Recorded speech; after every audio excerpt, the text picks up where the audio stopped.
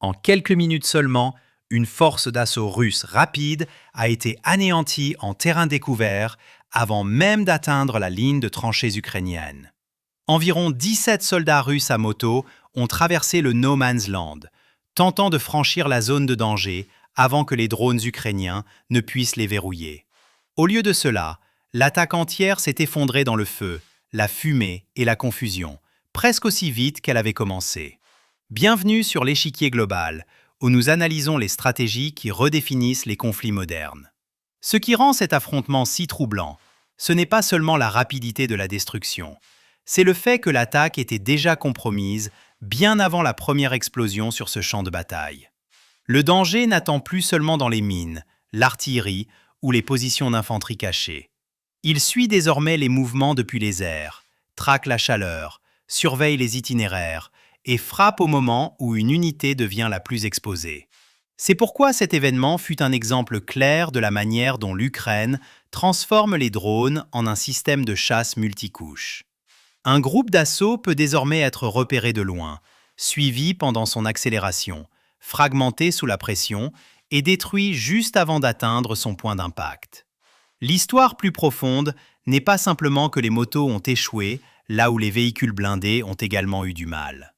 L'histoire plus profonde est de comprendre pourquoi une tactique basée sur la vitesse, la surprise et un timing précis peut désormais s'effondrer si complètement. Et cela mène à une question plus vaste. Si la vitesse ne suffit plus pour survivre à la traversée, quelle option reste-t-il aux forces russes pour s'approcher des tranchées ukrainiennes? Cet assaut n'a pas commencé comme un élan de vitesse imprudent, mais comme une tentative calculée de résoudre un problème de champ de bataille devenu de plus en plus difficile pour les forces russes au fil des mois. Les véhicules blindés lourds peuvent toujours transporter des hommes vers l'avant, mais ils attirent également les tirs, les drones, et peinent à traverser un terrain accidenté déjà déchiré par les obus, les cratères et les attaques précédentes. C'est pourquoi cette offensive a été lancée avec des motos. Elles n'ont pas été choisies pour leur robustesse, mais pour leur rapidité, leur profil étroit et leur difficulté à être touchés dans les premiers instants de mouvement. Environ 17 soldats russes ont été déployés à moto, formant un groupe d'assaut compact dont la mission était d'une simplicité brutale. Ils devaient traverser la bande de terrain découvert entre deux lignes défensives avant que l'Ukraine ne puisse organiser une réponse adéquate. Leur objectif n'était pas de mener une longue bataille en terrain ouvert. Ils cherchaient à atteindre la ligne de tranchée, à sauter des motos, à prendre la position d'assaut et à créer un choc suffisant à l'avant pour donner à la vague suivante une meilleure chance d'avancer derrière eux. Dans ce type d'attaque, chaque seconde compte, car l'unité ne survit que tant que sa vitesse devance le cycle de ciblage de l'ennemi. Le trajet traversait un terrain endommagé, empruntant des pistes déjà marquées par l'artillerie et le passage antérieur de véhicules, avec de la terre meuble, des trous d'obus et des zones inégales, prêts à déséquilibrer tout pilote perdant sa concentration un seul instant. Un transporteur de troupes lourd aurait traversé cet espace plus lentement et avec beaucoup plus de bruit. Une moto pouvait se faufiler plus vite, couper à travers des chemins accidentés et réduire le temps passé dans la zone la plus dangereuse. La formation reflétait cette logique dès le départ. Les pilotes ne se sont pas regroupés en une masse compacte, car cela les aurait rendus plus faciles à détruire en une seule frappe. Au lieu de cela, ils se sont étirés dans la direction de l'avancée, laissant suffisamment d'espace entre les motos pour réduire la probabilité qu'une seule explosion ne déchire tout le groupe d'un coup. L'attaque dépendait de cet espacement, car la distance entre les pilotes était l'une des rares formes de protection qui leur restait. Pourtant, la faiblesse du plan était visible dès ce même instant. Une moto peut transporter rapidement un soldat, mais elle ne peut pas le protéger des fragments d'explosion ou d'un drone plongeant du ciel. Elle ne peut pas absorber les chocs comme une armure plus lourde, et elle laisse très peu de marge de manœuvre au pilote une fois que la panique s'installe dans la formation. Le groupe devait rester rapide, contrôlé et invisible assez longtemps pour atteindre la tranchée avant que le champ de bataille environnant ne puisse réagir. Les hommes ont donc continué à rouler. Les moteurs ont poussé plus fort alors qu'ils entraient en terrain découvert. et l'attaque a commencé à ressembler exactement à ce pourquoi elle avait été conçue. Soudaine, étroite et difficile à arrêter dans les premières secondes. Mais cette impression était trompeuse. Le vrai danger n'attendait pas à la ligne de tranchée devant eux. Il se formait déjà à distance. Le moment le plus important de cet assaut n'était pas celui où les pilotes rencontreraient l'infanterie ukrainienne. C'était l'instant où ils sont devenus visibles sur un terrain qui ne semblait que vide. L'attaque a changé dès l'instant où l'Ukraine l'a vue, car la vitesse ne fonctionne que jusqu'à ce que quelqu'un commence à suivre le mouvement en temps réel. Alors que les pilotes russes accéléraient sur le terrain découvert, des drones de reconnaissance ukrainiens surveillaient déjà les itinéraires d'approche à distance. Ce qui est apparu en dessous n'était pas une grande colonne blindée ou un convoi lent nécessitant du temps pour être identifié sur les écrans. L'assaut s'est manifesté comme une ligne de points de chaleur se déplaçant rapidement, traversant un terrain froid juste avant l'aube. Cette seule image a suffi à indiquer aux opérateurs ukrainiens qu'il ne s'agissait pas d'un mouvement de routine. C'était une force de frappe tentant d'atteindre la ligne de tranchée avant qu'une défense ne puisse se renforcer pleinement. C'est à ce moment-là que toute la logique de l'affrontement a basculé. Jusque-là, le plan russe dépendait encore de la surprise, même si ce n'était que pour une courte fenêtre. Une fois les pilotes repérés, cette fenêtre a commencé à se refermer presque immédiatement. La bande de terrain ouvert devant eux n'était plus seulement un espace à traverser. Elle est devenue un corridor surveillé, et chaque mètre parcouru par les motos les enfonçait davantage dans un espace où leur direction, leur espacement et leur rythme pouvaient être suivis depuis les airs. L'Ukraine n'a pas attendu que le groupe se rapproche suffisamment pour que l'infanterie dans la tranchée s'en occupe. Une équipe de drones FPV a été déployée depuis l'arrière de la ligne pour intercepter les pilotes avant qu'ils n'atteignent l'étape finale et la plus dangereuse de leur approche. Les troupes russes restaient concentrées vers l'avant, toujours pressées par le temps, mais une autre force se déplaçait déjà vers eux depuis une couche différente du champ de bataille. Un côté se précipitait vers une position, l'autre se précipitait pour anéantir ce mouvement avant qu'il n'arrive. Alors que les motos continuaient leur progression, le terrain lui-même a commencé à perturber l'attaque. Un pilote à l'arrière a heurté le bord brisé d'un ancien cratère d'obus à pleine vitesse, et la moto a secoué suffisamment fort pour forcer une correction brusque. Cette brève perte de rythme n'a pas arrêté l'assaut, mais elle a perturbé la cohésion du groupe. Quelques pilotes se sont ajustés autour de l'instabilité. Certains ont réduit leur espacement et d'autres se sont légèrement écartés de la ligne avant de reprendre leur avancée. La perturbation n'a duré que quelques secondes, mais dans une attaque basée sur le timing et la forme, quelques secondes suffisaient à faire la différence. Depuis les airs, cette courte perturbation a rendu le groupe plus facile à lire. Une formation qui commence étirée et contrôlée peut toujours poser un problème à une frappe entrante, car chaque pilote se déplace avec un certain ordre. C'est à ce moment-là que la différence entre un assaut rapide et un assaut vulnérable commence à apparaître. L'Ukraine n'avait plus à faire face à une flèche nette se dirigeant vers la tranchée. Elle observait désormais une cible qui avait déjà commencé à perdre sa fluidité parfaite. À partir de ce moment, l'affrontement a cessé d'être un simple raid terrestre pour devenir une poursuite multicouche. L'unité russe devait toujours avancer, car ralentir ne ferait qu'aggraver le danger. La phase suivante de l'affrontement a commencé lorsque les équipes de drones FPV ukrainiens ont finalement remarqué qu'une moto du groupe russe n'était pas comme les autres. Alors que les drones se rapprochaient et que l'image sur les écrans devenait plus nette, une moto montrait un équipement supplémentaire fixé derrière le pilote, un brouilleur de guerre électronique, ce qui a instantanément changé la signification de toute la poursuite. Cette machine était cruciale car elle pouvait interférer avec les dernières secondes d'une attaque de drone, souvent les plus importantes. Un brouilleur peut se connecter à la base de guerre électronique voisine, rompre la liaison vidéo, déformer le signal ou retarder le contrôle suffisamment longtemps pour dévier la frappe de sa cible. En terrain découvert, où il n'y a presque aucune couverture réelle, même un mince bouclier électronique peut faire la différence entre un coup direct et un échec. C'est pourquoi la moto transportant le brouilleur est immédiatement devenue la cible la plus importante de toute la formation. À partir de ce moment, les drones ukrainiens ne se contentaient plus de poursuivre une colonne en mouvement. Ils ont commencé à opérer avec un objectif plus clair. Certains sont restés suffisamment proches pour maintenir le groupe sous pression et garder un contact visuel. D'autres ont ajusté leurs angles et leur vitesse pour être en position une fois l'ordre de frapper le brouilleur en premier donné.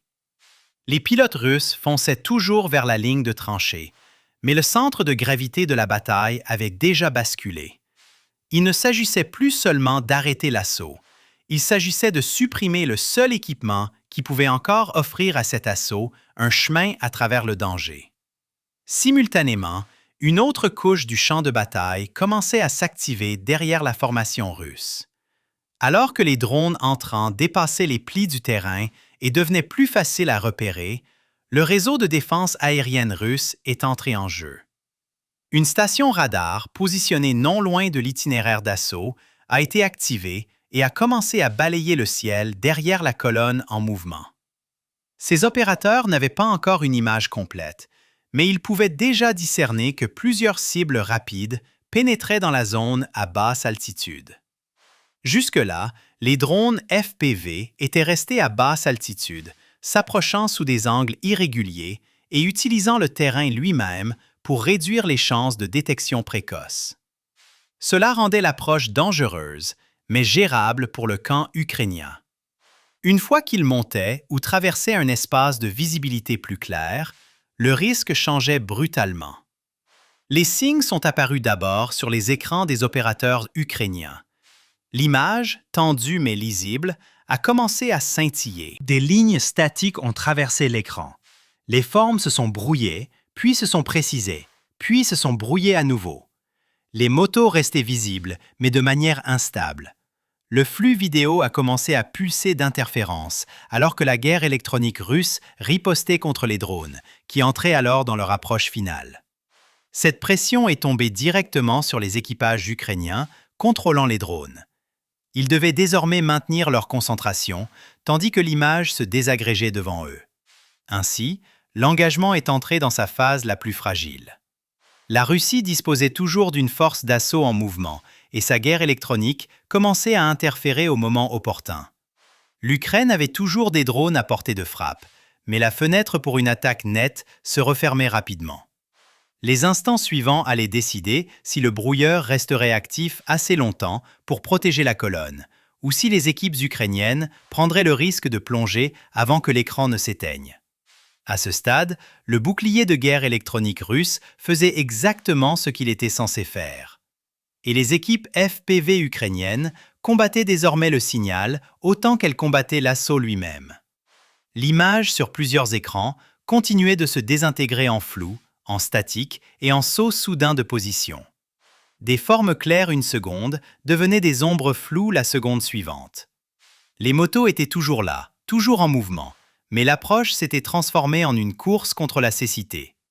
Si l'interférence persistait un peu plus longtemps, certains drones perdraient le guidage final dont ils avaient besoin, et l'interception entière pourrait s'effondrer au dernier moment. C'est pourquoi les opérateurs ukrainiens ont fait le choix le plus dangereux qui s'offrait à eux. Quelques drones avaient déjà réduit la distance suffisamment pour tenter une frappe, et attendre une image plus nette n'était plus réaliste.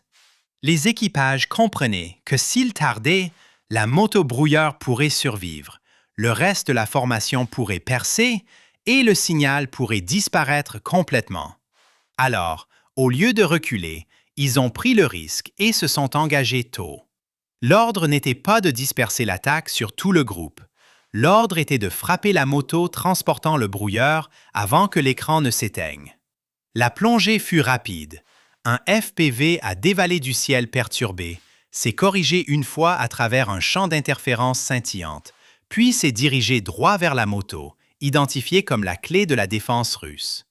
Le pilote avançait toujours avec le reste du groupe, essayant de maintenir le rythme de la poussée vers la ligne de tranchée lorsque le drone est arrivé bas et fort.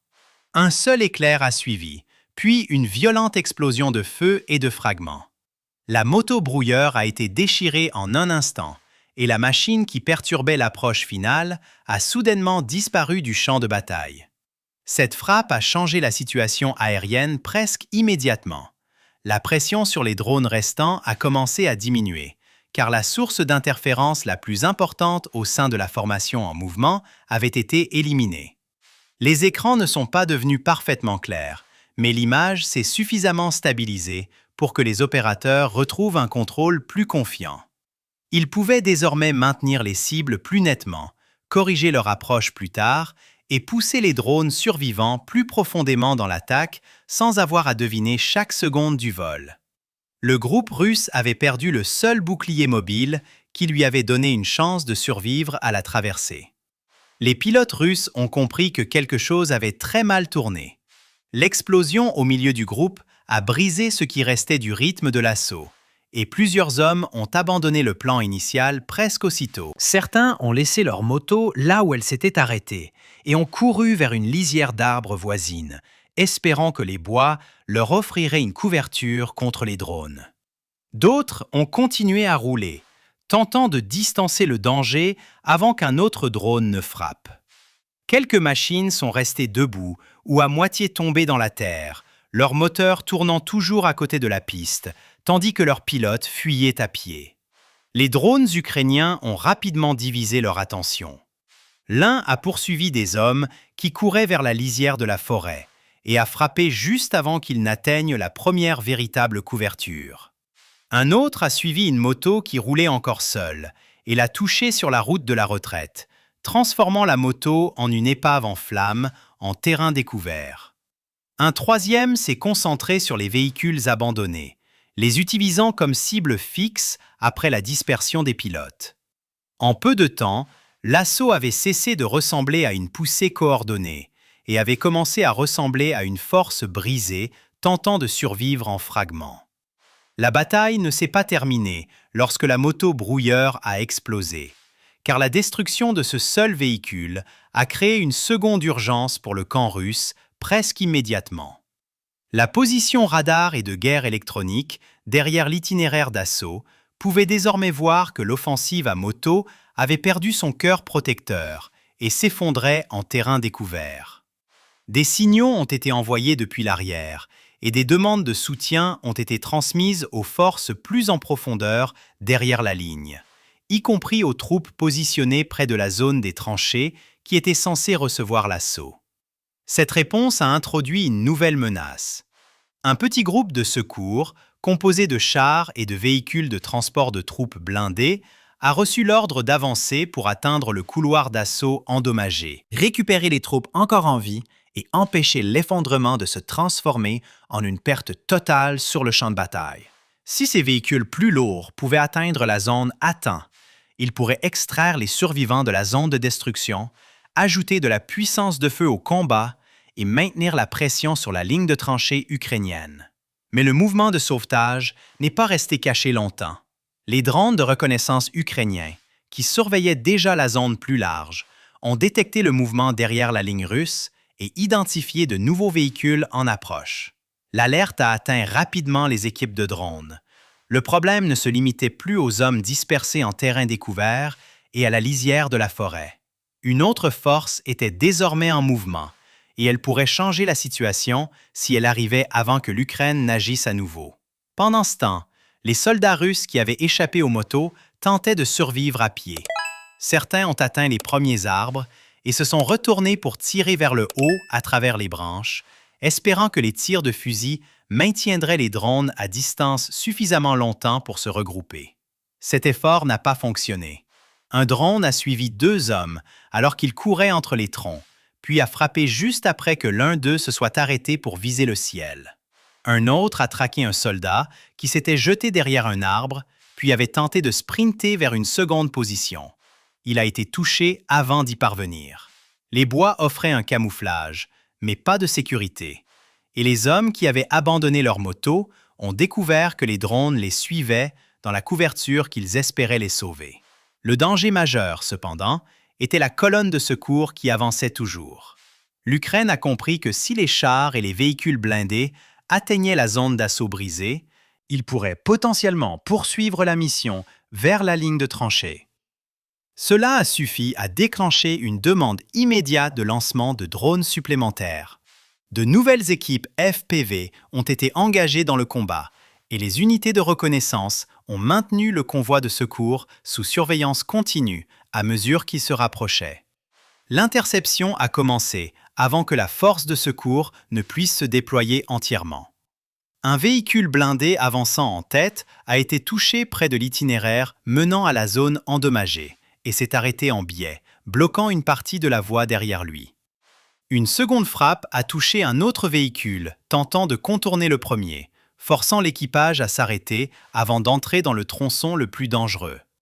Puis, un drone a plongé sur un char, qui avait continué d'avancer malgré les premières explosions, le frappant suffisamment près pour arrêter l'avancée et plonger le reste du groupe dans l'hésitation.